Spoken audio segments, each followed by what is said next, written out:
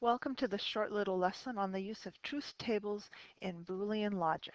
All right, we're going to jump right in with our very basic A and B. Now, when we want to make a truth table, A has two choices. It could be true or false. So we have two choices for A, and we have two choices for B, which could also be true or false, which gives us a 2 times 2 or 4 options. So the first thing we want to do is lay out our 4 options. And since we know there are 4 options, for A we're going to do half of them true. So we make 2 true and 2 false.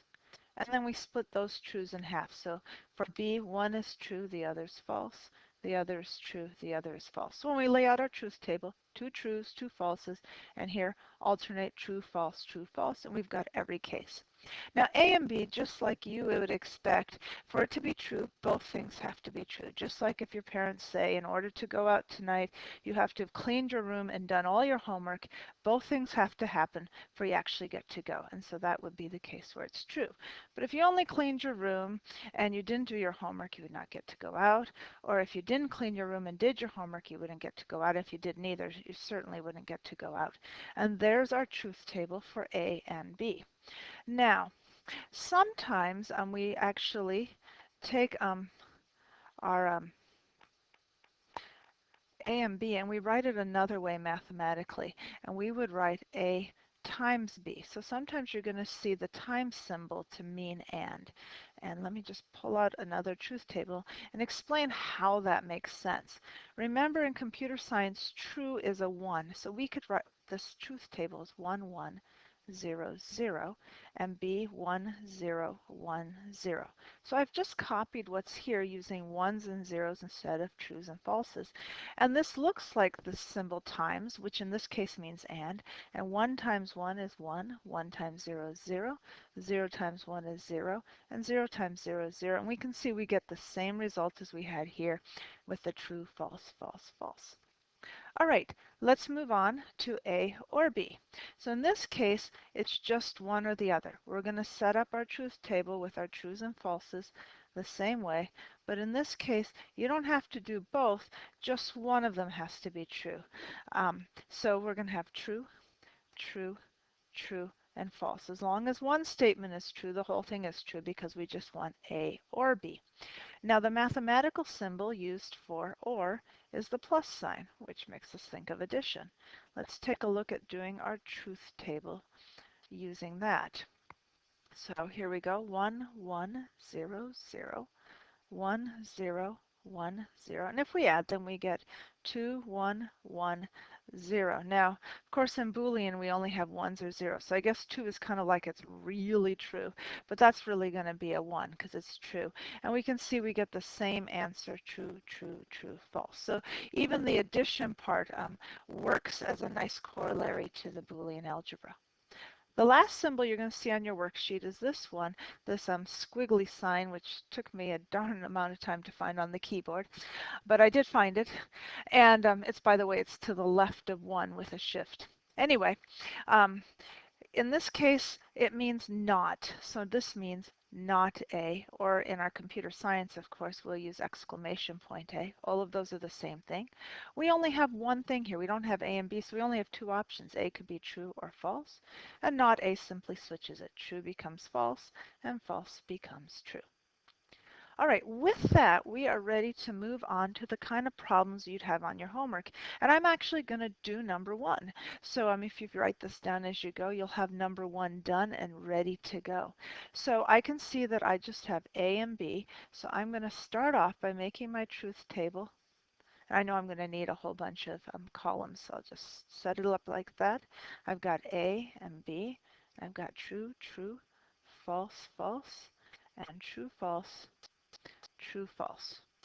And I need to find what this entire expression is equivalent to. In the meantime, I'm going to actually write out what's A or B. So A or B, I just need one true for it to be true. So that's true.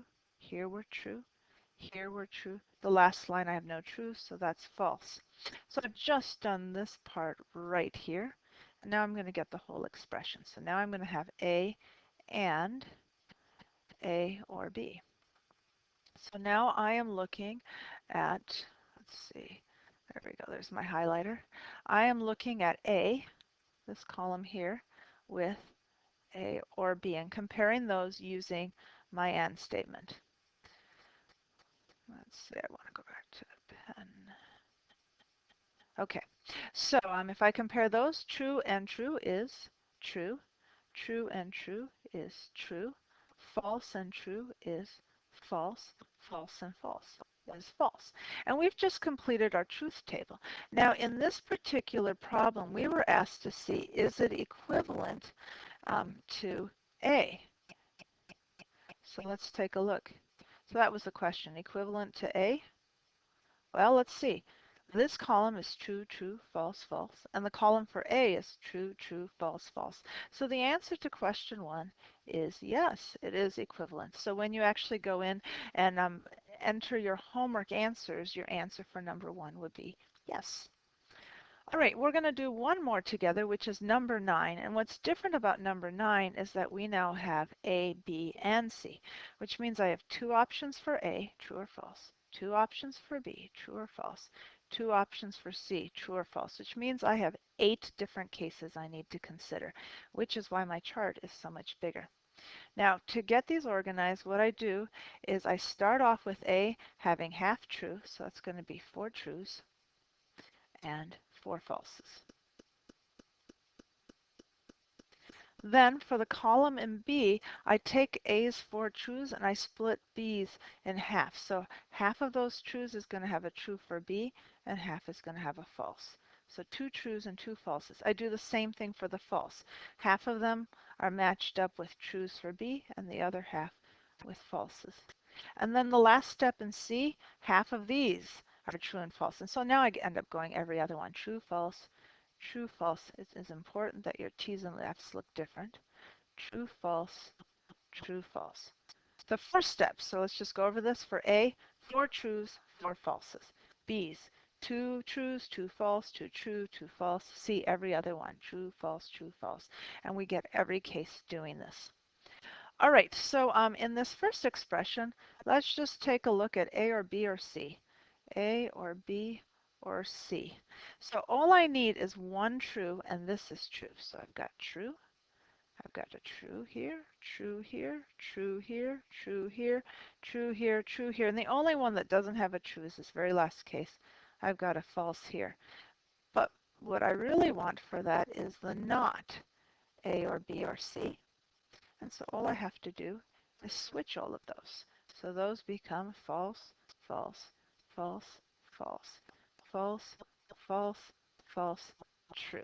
And I've done the first part of this because this question was asking, are these two equivalent? All right, so now what we want to do is we're going to have an and statement with not A, not B, not C. Now, I'm not going to take the time to write out not A, not B, and not C. I think I can do all of that in my head. And remember, this is and, so they all need to be true in order for me to get true. So let's take a look at this. So here we go. Not A and not B and not C. So I'm going to go over here. Well, I'm looking really at false, false, false. So false and false and false is clearly false. On the next one, I have false, false, true. That's going to be false. Remember, I'm saying the opposite. False, true, false. That's going to be false. And we can see basically anytime we have a T in here, that means I have at least one F because they're all not. So all of these are going to be false. And the only time an and statement is going to be true is if I have true, true, true. And since it's not, that's only going to happen this last step where it's false, false, false, which would be true and true and true. So that's going to be that one there. And all these others have at least one true that turns to a false. Hopefully that wasn't too confusing. Look at these two columns. They're identical. All falses last true, all falses last true. So again, this is equivalent. All right, so at this point, your assignment is to do the other 8 of them. And then when you're done, you're going to be doing an online, I don't want to call it quiz, but a place where you enter your homework answers, and then it's going to let you know how many you got right.